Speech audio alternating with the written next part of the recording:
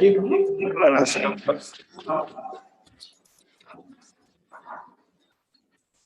me know.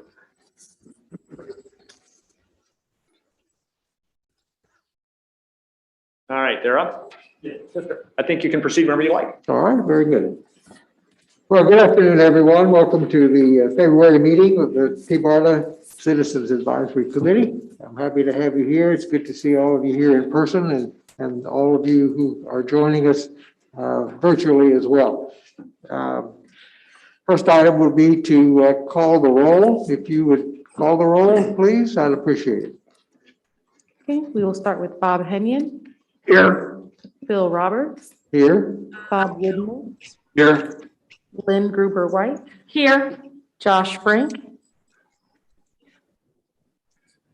I see Josh on virtually. Yep, I'm here. Richard Bedford, Richard Balcom, Corinne Tucker, Travis Norton, Leonardo Doseret, Here. Bill Johnson, Here. Rick Richmond, Here. Rob Sturku, Mr. Sturko came here with me to allow you to participate. David Goodwin, Here. Karen Mullins, Karen Schwartz. Here. Sarah Calhoun. Here. And I believe that gives us a quorum. We do have a quorum. We have 8 physically present, Good. and we have 4 members joining us virtually via Zoom. Plus a guest. Plus a guest, Ms. Miklas, who is a CAC member in waiting. Good, good. Well, thank you. Thank you all and welcome. Thanks for coming. The next item on our agenda is public comment. Do we have anyone in the queue? There's no one here physically signed up. Is there anyone signed up virtually to speak? Nobody's signing up virtually, so there's nobody physically present, but I do have an email comment that I'll read now if you're ready for that. Go ahead. This is from Cornelius Neil Constantino, U.S. Air Force retired of Tampa. His topic is development of Tampa Bay-wide e-vehicle, e-toll, e-boat charging stations on the proposed Clean Millennium Bridge and Trail. We request a TBARTA review and future endorsement of the plan to save and repurpose the northbound I-275 Howard Franklin Bridge. Over $335 million saved, creates a metro-centered site for clean solar, wind, and tidal energy, and a 60-foot wide, 2.5-mile cross Tampa Bay recreation trail and events venue. The Florida Clean Energy Cooperative, Tampa Bay, was formed a P3 with both counties to manage the bridge and sell kilowatt currency. These funds will be used to maintain the bridge and, for example, to install charging stations for e-bikes, e-food trucks, government and private e-vehicles, e-boats, eVTOL aircraft, and VWIG craft. We could manage to have small bus service and parking under the bridge solar array canopy. It also provides additional lanes for hurricane evacuation or when there are incidents on the other 12 lanes of traffic. In regard to sustainability and resiliency, we calculate that in addition to providing over 10 plus megawatts of clean energy 24/7, we calculate that we can harvest and sell a yearly amount of over 90 million quarts of filtered rainwater. If harvested from all 16 lanes, that number would rise to over 360 million quarts of filtered bridge, recovered, and filtered rainwater. We look forward to your questions, suggestions, and concerns. It should also be noted that the new Clean Energy Shade Cover Events Trail would eliminate the need for a trail on the new bridge, providing an additional lane or widen the safety pullover spaces.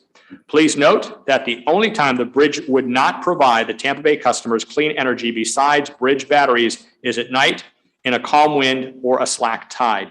Please note that a project documentary is being planned and a website is under development. He adds the contact for the Florida Clean Energy Cooperative Program consultant and a phone number of 813-784-4669. And with that, we have no additional public comment. All right. Well, thank you very much. That was a lot of information. I wonder if you'd be kind enough to forward that public comment to the committee members. If any of you would like to see, I like to be able to read it Yeah, there was a lot in there. Yeah, I'd like to be able to read it too, because Yeah. If you'd be good enough to send that to us when it's convenient. All right, we have an agenda item, which is the January meeting minutes. Minutes have been circulated. Do I hear a motion for approval? I make a motion to approve them, but a point of order. Yes. I think that we still have the November minutes, possibly the October minutes, that we actually have not voted on to accept yet, because we did not have a quorum. I think she's right. I agree. Where is that even I- on the? I won't trust my memory. To okay the minutes. I don't even see. Right it. here. Sent it to us. Could one of you consult the previous agendas and see if we ever approved those minutes? In the meantime, I'll accept your motion for the January minutes. Is there a second? Second. Bob Henyon seconds it. Any discussion on the minutes of the January meeting? Hearing none, all in favor, please say aye. Aye. Any opposed? Any opposed online? The motion is approved. Thank you. Mr. Chairman, in January, one of the consent agenda items was the November meeting minutes. Right. Okay, so, but we didn't have a quorum in Right. January. Right. That's, I'm just saying Right. that's. So we definitely have the November minutes that still have not been. So in Well, order, we're presented with them, so perhaps we could vote now. yes, I think if unless the committee objects, let's have a motion to approve the November minutes and we'll further research the December meeting minutes. Is there a motion to approve the November minutes? So moved. Mr. Johnson, do I hear a second? Second. Second. All in favor, please say aye. Aye. Any opposed? Any opposed online? The minutes are approved for November. Bucks, and I'm getting Travis's view of the mirror. Just like I couldn't even I think that might be Travis Norton. move my legs. Chicken and inch. I'm going to mute Travis unless he has something to add there. Thanks. Is someone wanting to comment on the, I don't believe so. Travis weighed in for a moment, but now he has muted the mic, so I think he's good. Let's Okay. way back in. want to afford opportunity for comments on that motion? We didn't have a meeting in December. All right. No, that's. Let's move into our new business and committee discussion. We have some administrative issues that Chris is going to tackle for us. Thank you very much. Committee, at the last meeting, we had several administrative things related to a quorum and what the board's capability would be if there wasn't a quorum and how there could be virtual attendance as well. I did discuss that with David Green and of course our legal counsel. So we have 4 bullet items here. I'm going to take them one at a time. I'm just going to talk about number 1, excused, unexcused absences, then I'll allow you to discuss or ask any questions. So essentially, the last meeting, it was suggested that we make note not only of just who is in attendance and who's not, but if they gave a reason and to note that as either excused or unexcused. But TBARTA staff does not have the ability to do that. It is not a rule that we can do that. Taking that up with our staff attorney, she advised against that, saying only the board could decide if membership was excused or not. CAC members are appointed by board members. They're not appointed by TBARTA staff, and so we don't manage certainly the board members. We don't manage the CAC committee. We organize the meetings for you to have. So we can and will continue to make note of who is present and who is not, who attends and who does not on each list. And I think that's been asked for before, and I think we're going to follow through with that. But when it comes to noting whether an absence is excused or not, that is not something that the TBARTA staff can do. And I'll stop there in case there's any discussion or questions. All right, so I think the summary there is that the staff will still be able to record who is present and who is absent without any notation as to whether there was an excuse offered. Yes. Any questions or further comments on that from the committee? I would just think as a matter of common courtesy that they should advise someone on the staff as to why they are not going to be present. Not as a yes, no, but, you know, I got a funeral or I'm not in town.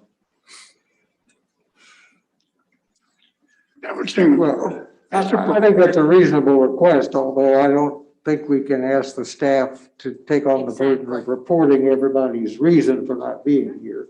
So the question is, if you have that information, Bob, what do you do with it? So I think if they offer it, let's ask staff to indicate that certain people have offered a reason for not being here. If it's offered, I think we certainly could collect it.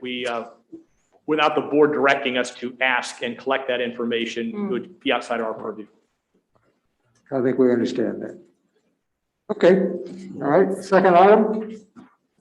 Second item was whether there could be committee decisions or recommendations by consensus in the lack of a quorum. And this I took also up with our counsel, Jennifer Cowan, expressing, obviously our concern with getting a quorum and still allowing the CAC members who are present to advise the board, which is essentially the purpose of the CAC. And I will read to you her response regarding whether the chair has the ability to summarize by consensus a CAC's recommendation or feelings to the board when there's a lack of a quorum. And Jennifer writes, the simple answer is no. Without a quorum, the CAC or TBARTA board cannot make any decisions, recommendations, approvals by consensus. While members present at a public meeting may express their individual views, those views do not constitute a consensus, recommendation, or approval of the board. A quorum must be present for the board to take action. Without a quorum, the members cannot take any official action, and a recommendation or approval is an official action. Great. All right, questions about that ruling from legal counsel? I did discuss this prior to the meeting today with staff, and I would like to offer to the committee a suggestion that I would be more than willing to report in my oral presentation to the board comments that are made by committee members if we do not have a quorum regarding any issue that we have a substantive discussion on without a recommendation and without using the word consensus. Does that help us convey our ability to make comments on issues that come before us when we do not have a quorum? Or would you prefer that I not do that? Any thoughts? I think you should do that. We have to have some way to convey information, even if it's just I said or Bill said. Just passing it on is important. Without that, we really have no communication and not even an individual inkling to the board of what we need to deal with. So I would heartily approve of you bringing messages to the board. Thank you, Bob. I would probably not mention an individual board member by name, but I would be very comfortable reporting that a committee member said, or several committee members made such and such a comment, if I feel like that reflects the general feeling of the committee. I mean, I'm throwing this out there. That seems to think I have a comment. Yes, ma'am. Wouldn't that, according to what the lawyer is saying, wouldn't that be, wouldn't she advise the board to disregard what the CAC said? Because there wasn't a quorum, there wasn't a vote on that, it would be, anyway, I don't know what she'd say, but I'm thinking like she's a judge. Right. And she would say the jury should disregard that because that's one person's opinion. Well, It's not an I agreement. tend to agree with that comment, Yeah, Mr. Chairman. Go ahead. Either we're speaking as a board or we're speaking as individuals. yeah, exactly. And if an individual on the board wants to go to a board meeting, I don't even know if that's possible, and comment as an individual. Sure. I know in the city where I work at, it depends on what it is, whether you can go to city council and comment on something related to a board you made. Well, CAC members could certainly always provide public comment. Exactly, yeah. Okay. Any other thoughts on that suggestion? Bob? As long as we're not purporting it to be a consensus, or anything of the kind, other than a board member mentioned something, carrying that through to them should not be a problem. It doesn't carry the weight of a consensus or a movement. So I think we should be able to convey messages which are defined as simply a person or several people voiced this opinion. As if it were public comment then. Sounds- Yeah, much. Well, I want to offer the committee a way to communicate with the TBARTA board without, in those instances when we don't have a quorum, and we can't take official action, I think it's incumbent upon us to report that we discussed a particular issue. And if there was strong feeling, I would be willing to report it, but let's take it on a case-by-case basis. I think if you report it as public, in the context of public comment, Yeah. you know, they'll take it that way and understand that it's not a recommendation, it's just a public. Okay, Yeah, I mean, we are public. fair enough. Okay, Mr. Chairman, yes, Jeff. just to take a little sidetrack here, we're doing this because we're having trouble getting a quorum. Yes, sir. And as long as the legislature, the governor pulled the ability to do remote meetings, a quorum allows for somebody to have an absence occasionally, but not to participate virtually on a regular rule. And so I would think that if members are regularly participating virtually, that would, they should let their board member know and so they can be replaced. And I don't know what the past history has been with repeated virtual presentations. I know we have at the Forward Pinellas that there are some people that are doing that, but we don't at that organization have such a difficulty getting a quorum. So I'm just, I would not want virtual presentation, virtual participation on a regular basis by our members. Okay. I agree heartily with that. Yeah. That's what happened here before, even before the virtual meetings. We had members habitually calling in on the telephone. And therefore did not have for well over a year any kind of quorum to be able to vote on anything. We couldn't elect officers or anything of the kind. I would also like to hear, in the line of what Bill's saying here, if we've gotten any feedback or staff has in terms of filling vacancies which are out there. Not just someone who is appointed but doesn't show up, but having County X doesn't have a representative, or a certain MPO doesn't have a representative, and filling those vacancies so we can minimize the chances of having a quorum. All right, and I think we're going to have some of that discussion, today. Okay. Okay, good suggestion, Bill. Thank you. Next item, Chris. The next item, Mr. Johnson already referred to, part of it refers to virtual participation by committee members, and we certainly have this here today. So you have some flexibility with that.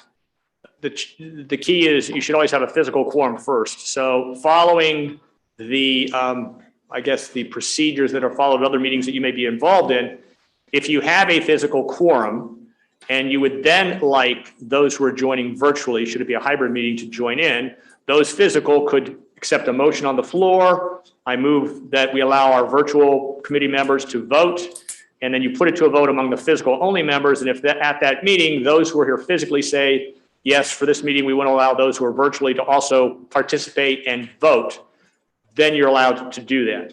The key is if you don't have a physical quorum, you can't do that. So if you only have 4 people, the 4 people there aren't enough to make the quorum to make that decision because you can't vote anything. But once you have, as we have today, 8, and we only needed 7, if we had any other action that we wanted to take, you would want to do that first. You want to put that into effect. The question is, will these meetings continue to be hybrid, physical only?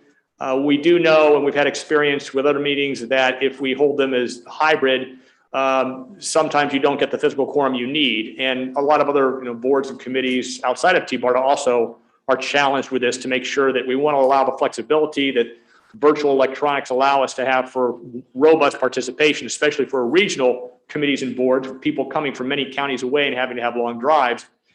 But if too many people take you up on the virtual aspect of it, you may not have that physical quorum necessary to take any action. And I know Chairman Roberts has been considering that as well too. So to summarize, if you have a physical quorum, you can then take a vote at that meeting to allow those who are joining electronically to participate and vote. And then should you take up a matter, a recommendation or something, all those would have a vote on that matter before the floor. Well, that's good information. So we could attend a meeting at which we have a quorum, and that physical quorum could vote to allow the virtual attendees to vote on matters that come before the committee. Did I state that right? That is correct. It would only, now it's only for this meeting, because at the next meeting, if you don't have a physical quorum, it doesn't apply to every meeting, but it applies to the meeting in which you have a physical quorum. Okay, well, I think that's a step forward. So, yes, well, Just a point of information, former Pinellas is using that same process of having a physical quorum present, and then they decide that extenuating circumstances warrant the virtual attendees to be able to speak and vote. Because they also are having a difficulty filling vacancies, as Chris noted in one of his newsletters. Yeah. so just let me ask to be sure I understand it.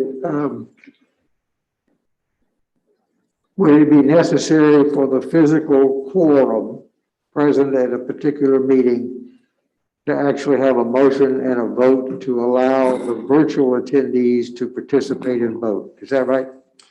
That is correct, yes. Okay.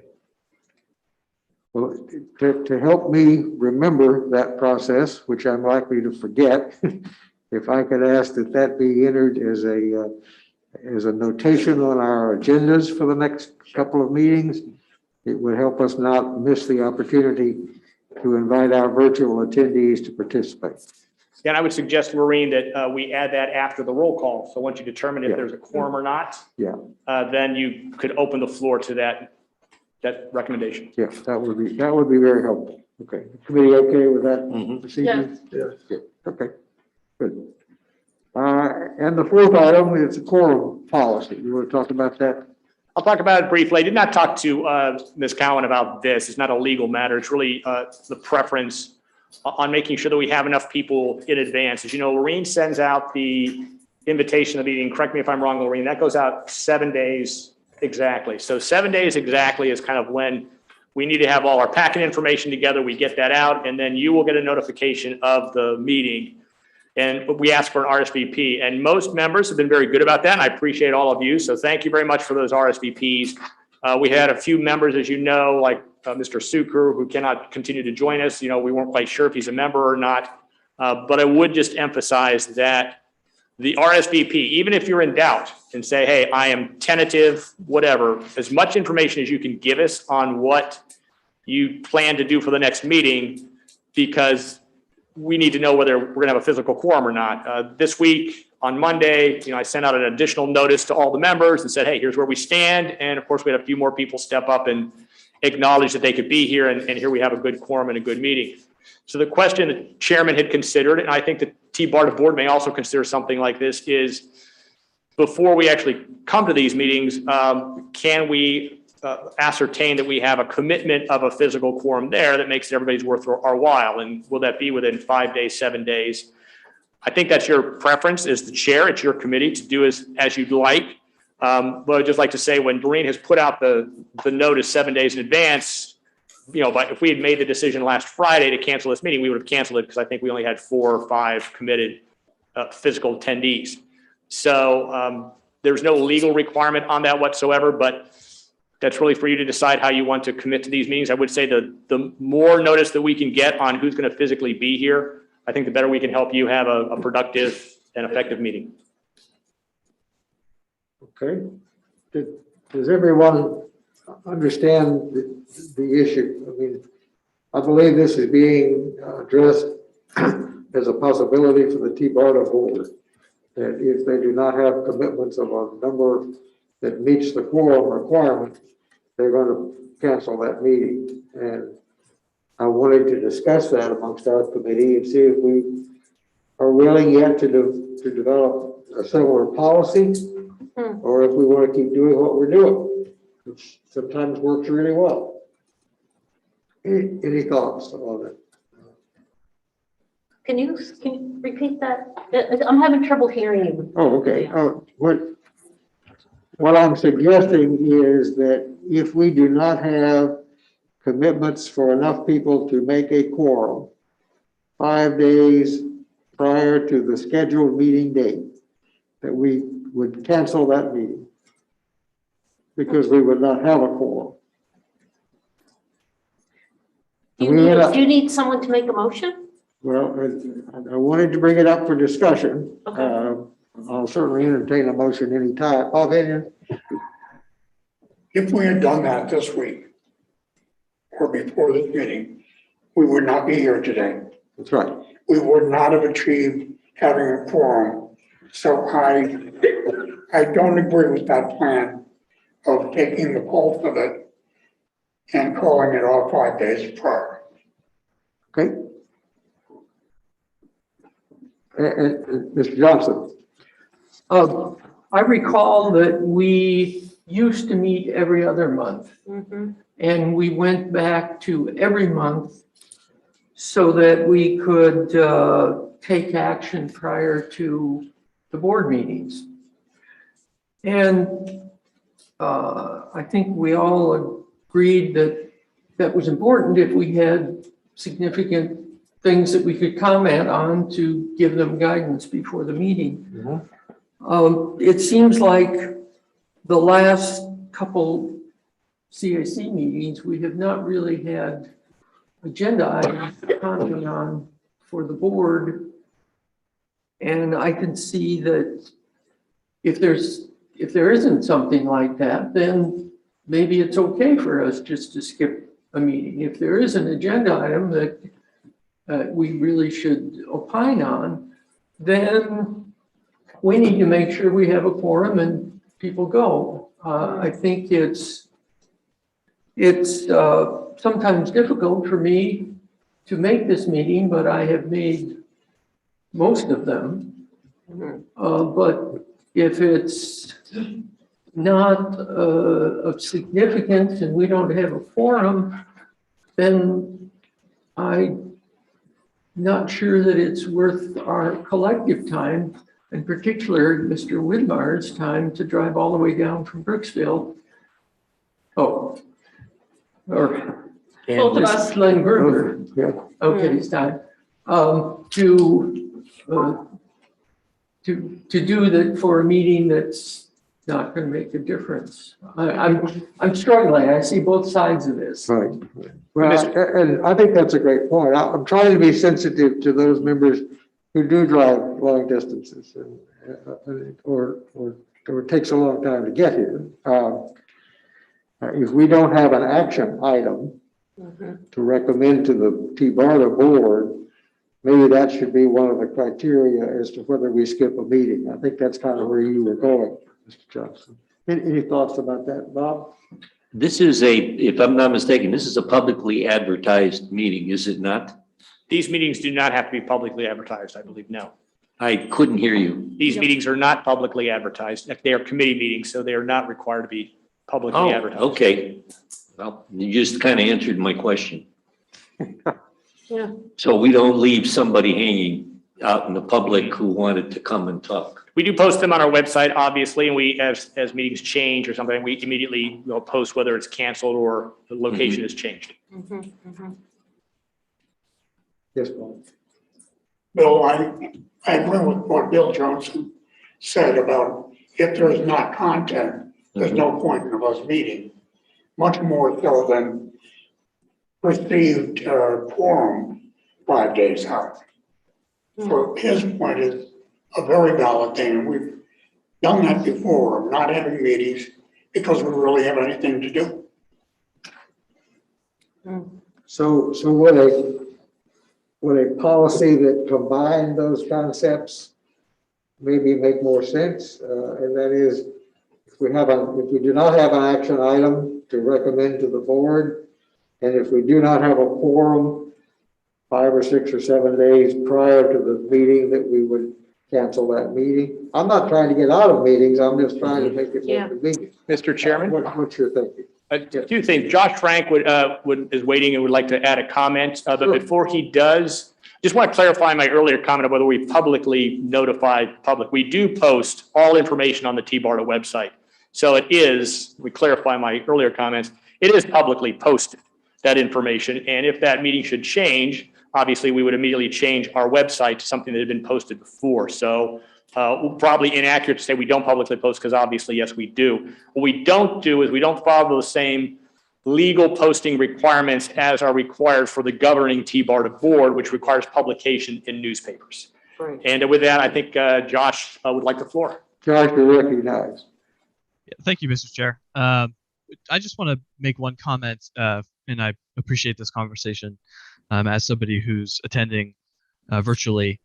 One thing of note, I think that's important, as was mentioned by one of the other board members previously, about being sensitive to commute times. As a regional board, we obviously have larger commute times for certain members. The ability to have virtual participation is something that I don't mean to presume too much, but as perhaps the board's youngest and only millennial member, having the diversity of age and background and expertise with somebody like myself, having the flexibility for me to participate virtually, whether due to travel or my perhaps different stage in career than folks on the board that may be retired or higher up in their profession, is something that is very valuable, I think, not just for me, but also for the greater diversity and perspective of the board. So I just wanted to make that comment as again, perhaps maybe the only millennial board member, that it is of great value for somebody like me. Thank you, Josh. And I think that's a good point. For all of us, I think the ability to have a hybrid meeting adds value when we have action to take. And if we have action to take at a meeting and we're able to muster a quorum in the room, that allows our virtual attendees to fully participate. That's what I'm hearing today. So frankly, that's a piece of good news to me, that we can do that. Bob, Henry. If we're going to vote on this, the issue of having a quorum 5 days out and the issue of having sufficient agenda, as Josh has just said, and the fact that that includes not just retirees. Old white people seem to govern everything in the country anyhow, but I am not. I need to separate those two issues. No, I'm still thriving in my career. Yeah. God bless. don't be offended, it was in jest, I'm sure. But like Josh, for example, whenever he's been here, has participated actively, is on top of everything, and is a true leader and participant in all we do. But there are times when physically he cannot be present. Well, I'm thinking of the possibility of entertaining two motions. Yes. I would entertain a motion that we continue having hybrid meetings to allow participation by members who simply cannot get here. Because that's been a question that I've talked with staff about. So if the committee feels those are valuable, then I think we ought to go on record as encouraging. So moved. We have a motion to continue hybrid meetings. Second. We have a second. Any discussion on the motion? Anyone online care to comment? Mr. Chair, you may want to, as we talked about before, you may want to accept a motion on the floor to allow virtual attendees to vote on this item if you would like. We didn't put that in place, Okay. I believe, yet. Well, let me table the existing motion for the moment. Okay, I'm confused now because I thought that what we were considering is allowing our virtual attendees to participate, but they can't vote by statute. Right. We can't vote to have them vote because by statute, they can't vote. We can vote and make a motion that they can participate in the discussion, but by statute, I don't believe we can do that. Well, no, isn't it that if there's a physical forum here, the people attending virtually can vote? Mr. Chairman, That's what we've just been advised I'll give about. you legal, I'll read you what our attorney Jennifer Cowan wrote on this matter. If those members present approve the absence virtual participation of the member, then they could vote. Okay. Okay, my bad, sorry. No, thank you. So we need a motion on that. Thank you for clarity. So I'm going to entertain a motion from the committee, the members who are here, to allow our virtual attendees to participate and vote on actions that we may take. I'll second it. We have a motion. I'm not even sure we heard the motion. Oh, I Bob mean, Whitmer made the motion. I second We have a second. Any discussion? Any discussion online?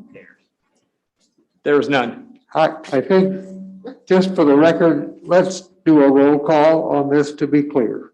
If you would.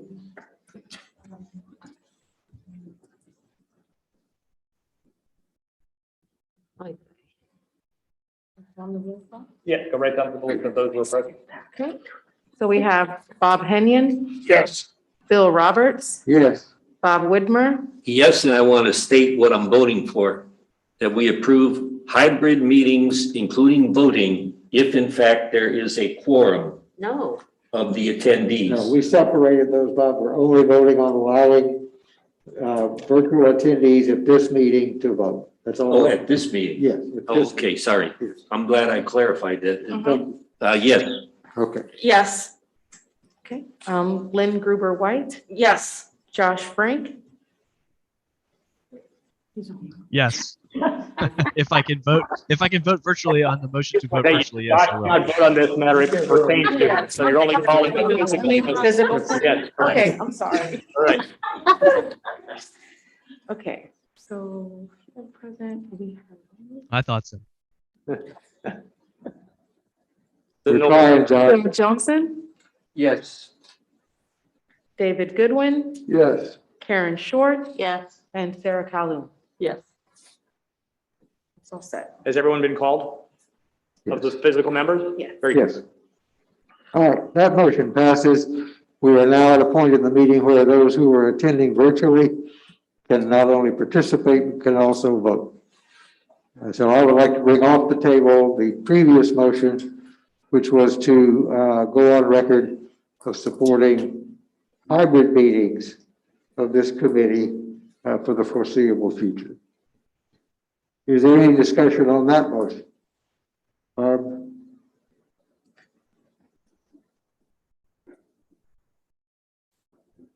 don't we need a quorum piece of that? You're saying we only can have hybrid meetings when there is a quorum? No, I think we have a motion to continue having hybrid meetings. Period. Yes, With or without a quorum? that's correct. What do you achieve though? We can't even vote. Can I clarify? We can have presentations, yeah. I could try to clarify. We need to make the determination as to whether it's going to be a hybrid meeting before we know if we have a quorum. So they're two separate things. So the motion, I think, would be, we want, when you plan for April, TBARTA staff, plan for a hybrid meeting. So we will plan for that. And then if you want to entertain another motion to say, cancel the meetings within so many days ahead of time, obviously that is separate from that. So you're not really considering a quorum issue now. You're basically saying, hey, TBARTA, as you're planning this 2-3 weeks in advance, plan for a hybrid meeting. Because at that point, we wouldn't know if we had a quorum or not. We're not going to know until we get much closer to the meeting, if that makes sense. Thank you. Okay, Well, I'll make that motion then. I make a motion that we allow for hybrid meetings. I think we have that motion on the floor and we're discussing. Oh. It that was motion made previously and I tabled it and I brought it back up off the table. Okay. Is there any comment from our virtual attendees? Yes, Travis. The one I have is that since you guys said 5 days, the issue with that is that's a Saturday. So do you guys need to change the days? I don't think that pertains to this motion. That is a good point, but that's not part of this motion. Right. Okay, just want to make that point though. All right. Good point, Travis. All right. We have a motion and a second to continue having virtual hybrid meetings that include virtual attendees opportunities. I think we could take a voice vote on this without calling the roll. So all of those in favor of the motion, please say aye. Aye. Any opposed? Any opposition online? All right, well, the motion passes. So we will continue offering virtual hybrid meetings, quorum or not, is a separate item. So those are the two issues that I particularly wanted to discuss. Anything the committee wants to bring up about quorums or attendance or meetings? But what about that 5-day rule? I'm happy to discuss it if someone wants to make a 5-day rule. I think Travis made a good point that it might ought to be business days, but. Yes, I would agree. Yes. So I want to make a motion that we 5 business days ahead of time, people must indicate whether they will attend in person or virtually. And if it seems like there's not going to be an in-person quorum, we postpone the meeting. Mr. Chairman? Yes. Excuse me, just a point of clarification. That would make the Wednesday you get the email, you have to immediately respond, and we'd have to get a quorum that day. Why? 5 business days from Wednesday, because you take out the weekends, that would push it back to Wednesday. So you're not giving yourself any time to get the information and respond to it. I would offer that from a TBARTA staff perspective, and Brian and Lorena, you can jump in here if you want. You know, Monday, if we made this decision even on Friday, let's say you made it 3 business days and it pushes it back to Friday, we would not have had enough feedback to provide. And there might have been some members who weren't quite sure if they're going to make it or not, so felt they couldn't commit to that.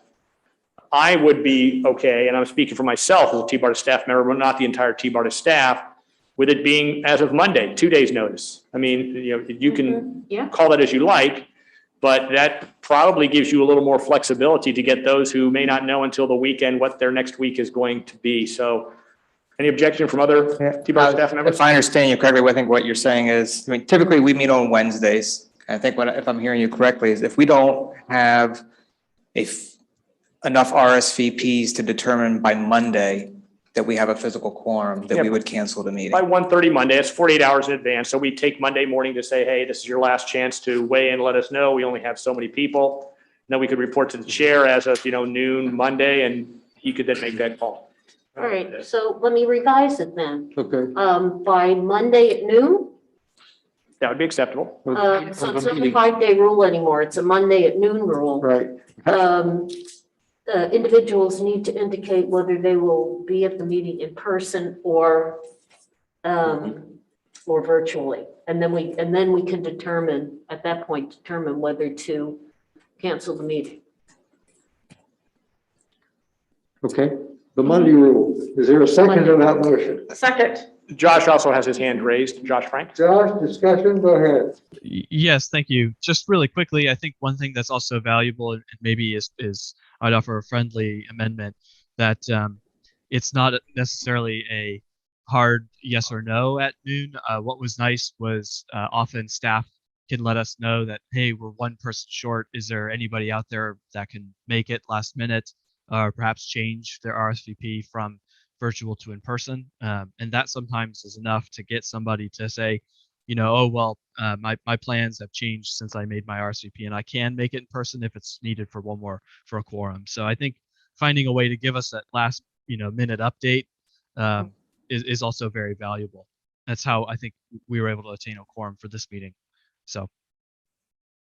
That's a point well taken, because until Chris sent out his email of who was coming, I didn't realize I wasn't on that list. We certainly can do that. I don't think that needs to be in the motion, but yeah, we'll continue that practice. I would say Monday morning we get in, we take a look where we are, and we've got a couple hours to one last attempt to make sure we have a quorum. Thank you. Thank you, Josh. Bob Henyon? Question, at what point did we know that we had a quorum ahead of time? When Bob acknowledged that he had sent it in, but it didn't seem to be recorded. How much ahead did we know we had 8 members? This time. I don't think we knew 8 until yesterday. I mean, we didn't know 7 until, Tuesday or Monday, but, we put out the notice on Monday, and I can't tell you, we knew that by the end of the day, Monday or Tuesday. If we called it off on Monday, we would not have had this meeting. I thought your email was Monday. The email was Monday, but not all the responses, come back immediately because people don't always I got it on Wednesday. see it immediately. Yeah, I've been going through mine came through on Wednesday last week. Yeah, mine too. Well, we're speaking of 2 emails. There's the initial Lorraine email, and we'd like everybody to respond to that. So that's the That's not easiest what thing. we're If talking everybody, about. the problem has been you get maybe 50, 60% response. And that's the problem, is there's still a significant number of members who we haven't heard from. So my email goes then on Monday, I got together with Lorraine and obviously said, where do we stand? Well, let me give this one more try. I think that's the procedure you guys would like us to continue to do, and we certainly can. Got it. That was Monday. In other words, that would not close it out on Monday. We'd be able to have people at last minute, like Bill recognized, like Bob recognized that he wasn't counted, falling in so we could establish it. And for that reason, I think we maybe should just drop this or table it and come back to it at another time. No, that was Monday. I responded Monday. Or you responded Monday. Well, yeah. I couldn't find my other response to, yeah. Mr. Chair? Comment online? Oh, I'm sorry, Brian. I was gonna say, regardless of whether it's a 5-day rule, 3-day rule, 7-day rule, I think put that aside for a moment. I think at root is the question of whether or not this committee thinks there's value in having a meeting if you are not going to have a physical quorum, and when do you want to set that cutoff date? I think that's what it comes down to. And I would add to that, who makes that decision? Is that a decision that's automatic? Or should it be at the discretion of the staff or at the discretion of the chairman? Well, I would suggest the staff does not want to make that decision. The meetings are at your discretion. And so I would suggest we would be comfortable actually having the chair make that decision. We would want to take that away from you. And I don't know that we could. I'm comfortable with that. But the agenda, what the agenda is, and whether there's a presentation for a board action agenda. So you know that when you send out the agenda? When we send out the agenda 7 days in advance, the meeting is planned. There's, Right. you know, we have the presentations and everything's kind of locked in as to what that meeting will be. The Muni code is available when she sends her thing out.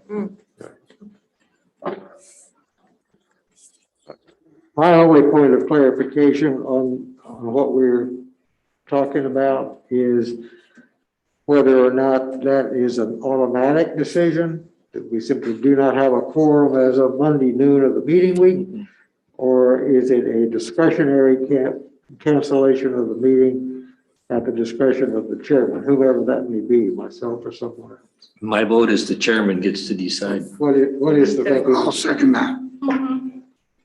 Pardon me? That's good. Very good. Any comments from our online members? I think the point of clarification is that the chairman has the discretion on Monday noon to cancel the meeting or not, if there is no quorum. Is that Sounds fair? good. Okay, I'm not looking for extra work. No, Bill Johnson's point is very valid. If there's an important presentation that's going to be held, that we should, whoever is going to be here should be listening to this, whether we can vote on it or not. I think I give you the benefit of the doubt to know that, no, we should have a in-person meeting to satisfy that requirement. I think that makes sense. All right. This one has gotten a little complicated. We've had a good discussion, but I think we could have a roll call vote on this one if you don't mind. Would you call the roll, please? Full roll, including those who are on. Yes. Phil Robert, Yes? Bob Widmer, Yes. Lynn Gruber White, Yes. Josh Frank, Yes. Richard, Travis Norton, Yes. Leonardo Dosaris, Bill Johnson, Yes. Rick Richmond, Yes. David Goodwin, Yes. Karen Schwartz, Yeah. Sarah Calhoun. Yes. I think that's it. Anybody else has not been called? All right, motion passes. Thank you, committee, for working through that. I hope that will expedite and make our meetings more productive. Anything else that you wanted to bring up, Chris? I think we covered a lot, Mr. Chairman. So hopefully this puts things in place. Thank you. All right. Next item on our agenda is the CSX corridor study. Brian, you want to give us that update, please? Okay, thank you, Mr. Chairman. At the January CAC meeting, I gave the committee a summary of what was discussed at the December joint meeting of the Suncoast Transportation Planning Alliance and TMA Leadership Group. The main topic of discussion at that December meeting was regional rail. FDOT was hosting a listening session on the topic of passenger rail because the state is reconsidering what their role should be in regards to passenger rail. I had mentioned in my update to you that there was a unanimous vote at that meeting for TBARTA to conduct a feasibility study of the Brooksville and Clearwater subdivisions of the CSX. I also mentioned that FDOT was planning on meeting with CSX to find out if they are even still interested in selling those two subdivisions. Since we had our January meeting, FDOT has had one meeting with CSX. They met with Mr. Craig, I hope I'm pronouncing his name correctly, Camuso. He is their regional VP for state government affairs. At that meeting, he stated that CSX was not interested in selling the corridor. However, they might be interested in leasing it. There is going to be a second meeting with CSX between FDOT and CSX that is in the works. However, according to what I've been told by FDOT, that second meeting will probably not take place until mid-February at the earliest. FDOT is going to be meeting with Mr. Camuso again, along with members of CSX's passenger rail and real estate team. to explore the question a little bit further. But the initial feedback from CSX was that they are not interested in selling those two subdivisions. In fact, they're looking at increasing their amount of freight traffic. So that is where things stand right now. Also, at the last CAC meeting, Chairman Robertson mentioned that he had heard that Hart had been designated as the lead negotiator with CSX. So I followed up on this. I reached out to Beth Alden, the director of the Hillsborough TPO. That is a previous assumption. Before TBARTA had decided to conduct the study that we're going to do, the Hart board had directed their staff to do a CSX study about a year ago. That study was never undertaken, and currently Hart does not have the staff capacity to take on that study. So the short answer is, when you brought that up, that was a previous assumption. And that's my update. Let me ask a question regarding the CSX sale or lease. Are they talking about the entire route system in Tampa Bay, or was there discussion of breaking pieces of it off? As far as I know, the discussion, in the initial discussion with them, it was strictly about the Clearwater and Brooksville subdivisions as a whole. Okay. I don't understand that. Are you talking from like West Shore over to downtown and then back up through Wesley Chapel to Brooksville, that whole line? There are two different CSX, what they call subdivisions. There is the Brooksville subdivision, which goes way up into Hernando County, and it comes down into Tampa. And then there is a Clearwater subdivision, which basically runs from, if you picture, it goes from St. Pete diagonally up Pinellas and then across Hillsborough County to Tampa. Those are the two lines. Does that Clearwater subdivision also include the leg that runs from Clearwater to St. Petersburg? Yes. Okay, so it was part of the Green Light Pinellas route. Yes. In general. Okay. I thought Mr. Johnson might be interested in clarifying that. Questions from the committee? I'm sorry. Questions from committee members online regarding the CSX status?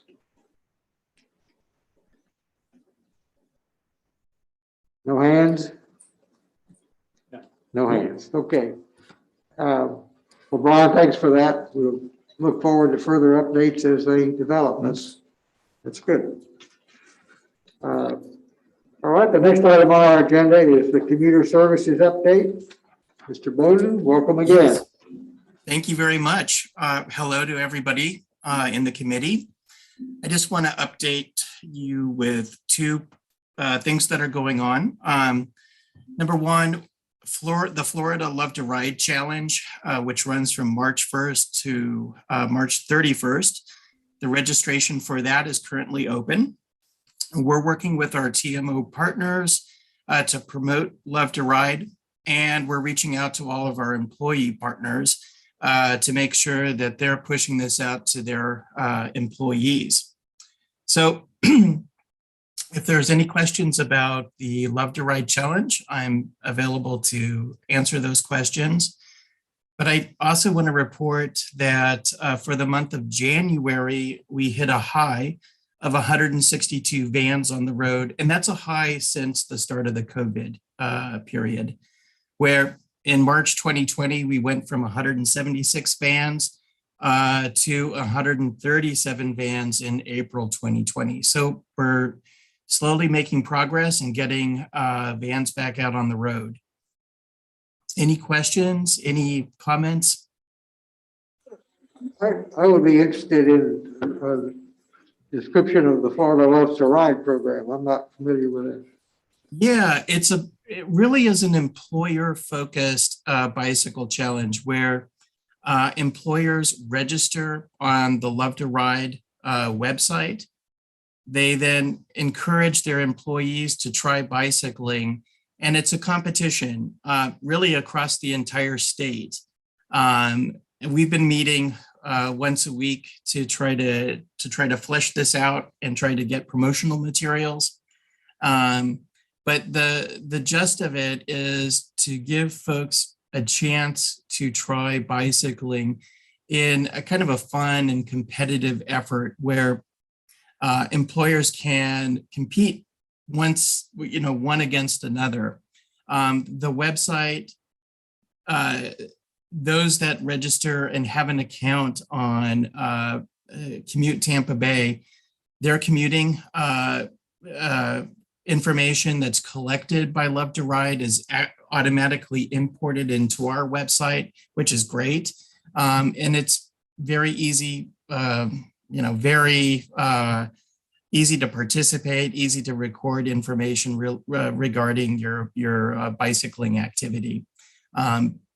That kind of in a nutshell is really what that effort is all about. Questions from the committee? Anyone online have a question to Mr. Bowden about either of those items? Well, Ken, thanks for taking the time to come and meet with us again. My pleasure. Thank you. All right. How about a communications update, Chris? Thank you. The only item I want to add, in addition to what I talked about earlier, would be that our annual report, our 2021 annual report, Regional Opportunities, is out. You may have seen it in the newsletter that went out a couple of weeks ago as well.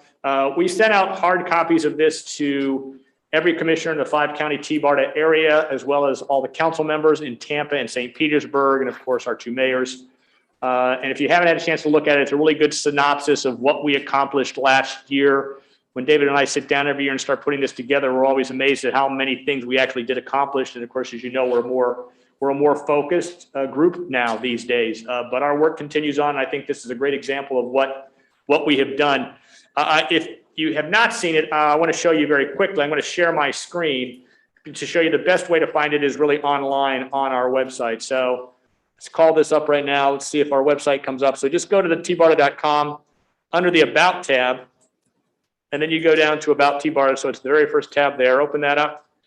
And what you'll see first is our mission statement and our bylaws. But if you page down a little bit, and then the 2021 annual report. In fact, all our reports since we started doing this a couple years ago are there. But just click on the 2021 annual report, and then the pages are all there for you to page through as you would like. So I hope you find that of interest. And that's all I have to report for today. Thank you.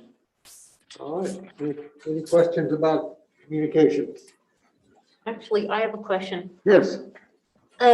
So this just came out, this, the annual report just came out. About a couple weeks ago, yes. Why isn't it on the homepage, a link that says, just read it right away? We could do that. I will tell you that as we'll go back to the homepage right now. 1 second. Let's go back for a minute and I'll show you where that is. Okay, So the page is up there now. So let's go back up. Let's go to the homepage. yeah.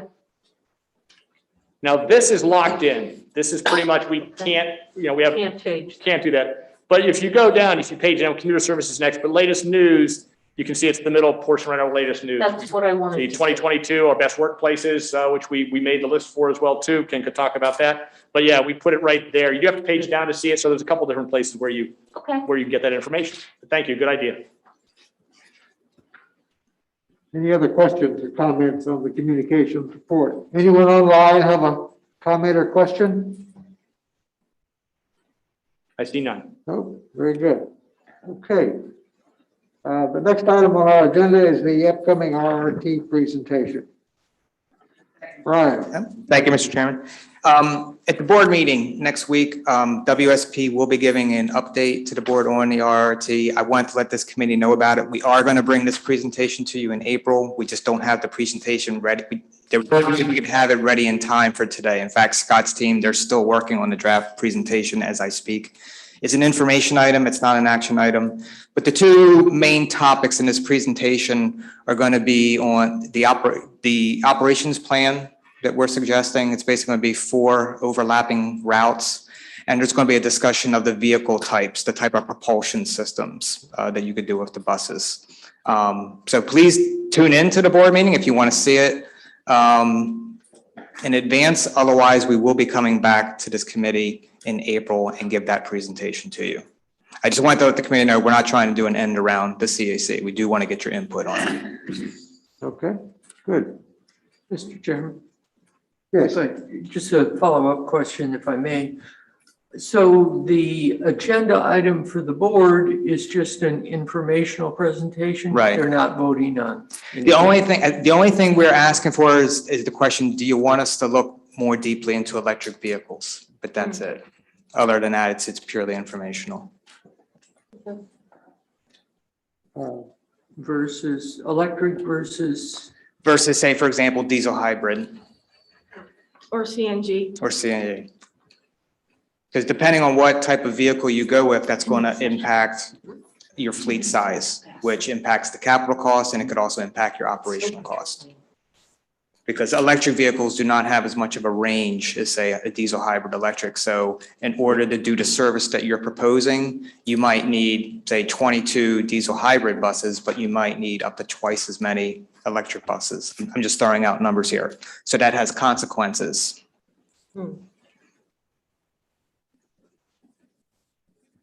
Further questions?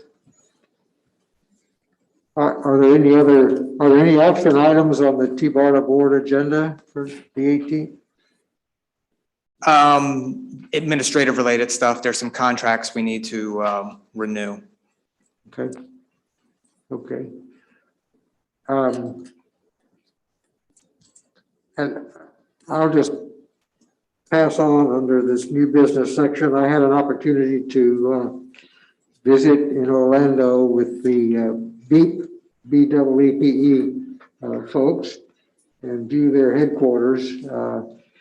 They gave a nice presentation and provided us with some rides in the vehicle, if you haven't ridden them. what kind of vehicle?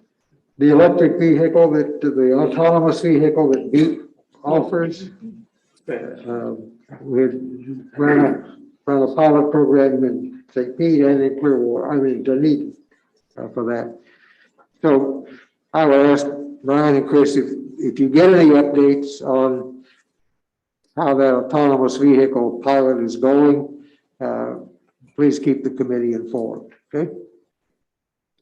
Bill, Yes. just point of information, that will be coming back to Dunedin again because it was interrupted the last time, probably in April. And we'll be running the rest of the course there. Good.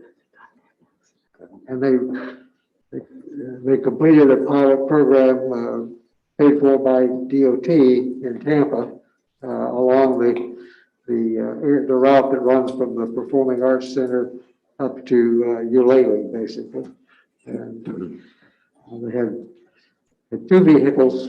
One was out of service for part of the time, but it was a reasonably good experience. So they had about 800 riders in a 3 or 4 week period. So, any other new business to come before the committee, Bob? I'd like to revisit something with Brian, if I may, Mr. Chairman. Please, go ahead. When you talked about CSX in the mid-February meeting with FDOT, that CSX was not interested in selling the Hernando subdivision, I think is the way you said it.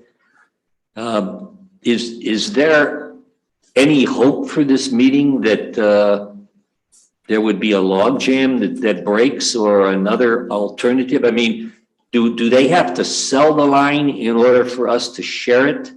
Or can we, is there another alternative there? It sounds like this is going nowhere. It's ultimately CSX's decision.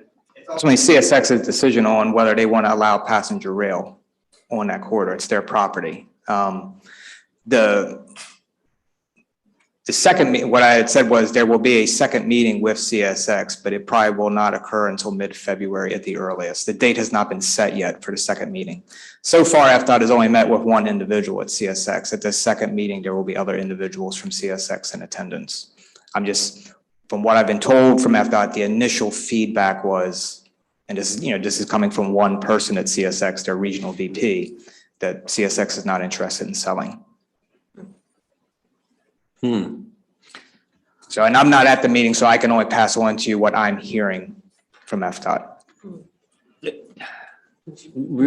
refresh my memory here.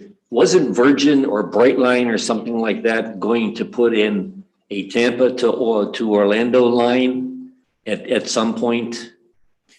There's been discussions of that. Yeah, How- are they interested in that corridor? And could they actually put in, either, a parallel track or, I can't speak for Virgin, so, for Okay. Brightline, excuse me, for Brightline. That whole plan went away. It did not happen. Yeah, that was years ago and, oh damn, what's his name? yeah, I'm not so interested in that one. I'm saying, can that company, if No. CSX won't do it, is there another company out there that's willing to, At one time, they were in discussions, but didn't go anyplace, and I haven't heard a thing about it in many, many years. okay, thank you. Thank you. And I think that the issue is, are there other existing rail corridors? I think that's the question Yeah. that Bob is actually asking. Yeah. Is, are there other existing rail corridors other than the CSX corridors? And that I don't know. Okay, I mean, wasn't there talk at one time about using the Suncoast, the median, for rail? Not that I'm aware of, no. I mean, if, of all the things that Tampa isn't doing that they need to do is commuter rail. Out of what, the top 26 cities, we don't have it? Okay, Bob, what little bit of light I could shed on that issue? There was a plan at one time, it was a TBARTA plan to run rail service up Bruce B. Downs to Wesley Chapel. Mhm. I think that plan died on the vine. Brightline has said repeatedly that they are in negotiations to acquire the right-of-way in Interstate 4 to bring the Brightline train from Orlando's airport to Tampa, but not to St. Petersburg. Brightline is actually participating in some of the ground preparation to bring the Brightline train from the Orlando airport to a station at Disney World. I saw that. as part of that myself, existing, as part of that truck. right. And then just to add further complication to it, the 5 counties in Central Florida who are supposed to take over the operation of Sunrail Mhm. from the DOT are in the midst of negotiating what they hope will be a viable plan for them to operate Sunrail. And that will run from DeLand to Point Siena. The DeLand leg is under construction. Service is available in Point Siena with a stop in Kissimmee and several others in Albany. So Orlando has a commuter rail service running the spine, basically a lifeline. I don't know if that's helpful, but that's all I know of. No, it is. Yeah. Somebody's doing something. Yeah. But not Tampa. But I think the Sunrail experience, and I don't want to speculate too much, but I think the Sunrail experience has been a learning curve for both DOT, for the 5 counties involved, and certainly for CSX, is to try to figure out how to run passenger rail service on freight lines. Right. And they're still figuring it out. That's my assessment of it. All right, Mr. Johnson. If I could jump to a little different related issue. I heard a presentation from the Tampa Bay Partnership recently. They do an annual competition of the regions. How is the region competitive? And this region is the highest for the combination of transportation and housing. we're, I think it was 48%. The best one is 42%. The best one was Minneapolis. I may have those numbers wrong, but I thought it was unusual that Minneapolis has a better number, but they do have much better transportation up there. And it sort of indicated to me that for this region to be competitive in the future, we need to be looking at some different types of transportation and to start on that process. And that's kind of why we were doing the green light thing here in Pinellas. And it sort of looks like we're stuck where we are. And I think that's very unfortunate for the future competitiveness of this region. Good point. Yep.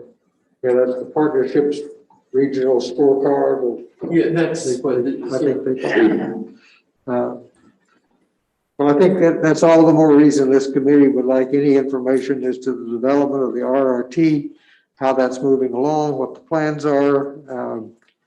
It doesn't appear as though our region is moving toward rail, certainly not very rapidly. But I would like to be advised for the committee's benefit if there is any change in the plans on the Howard Franklin Bridge, because there were plans to accommodate express bus service on the new bridge.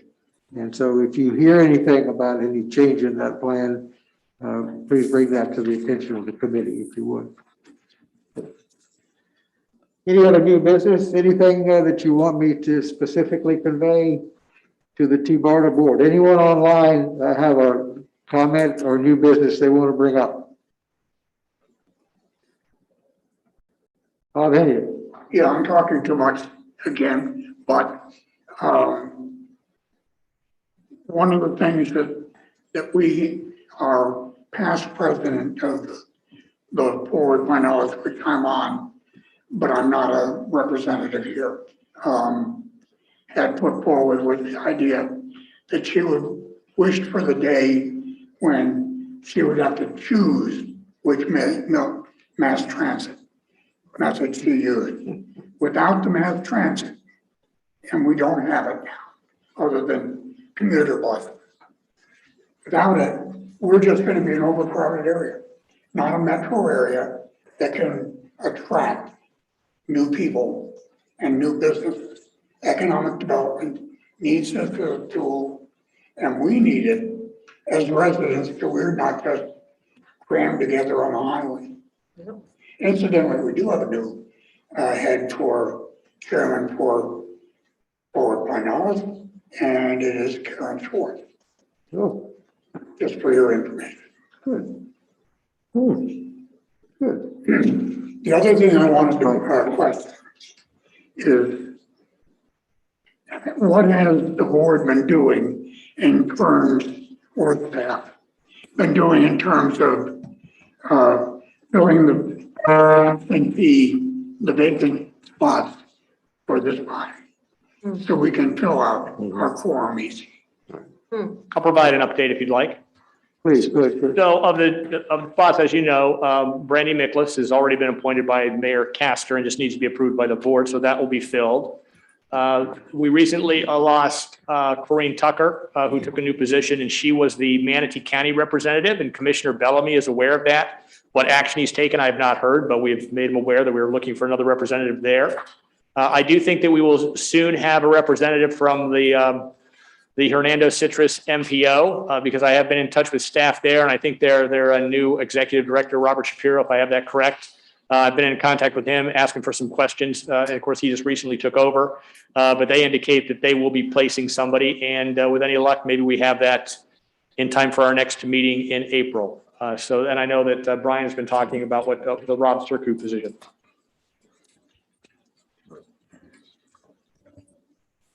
In regards to the password representative, I just found that out today, that he would no longer be able to participate. So I will be reaching out to Carl McKiska, who is the Pasco MPO director, about finding a replacement for him.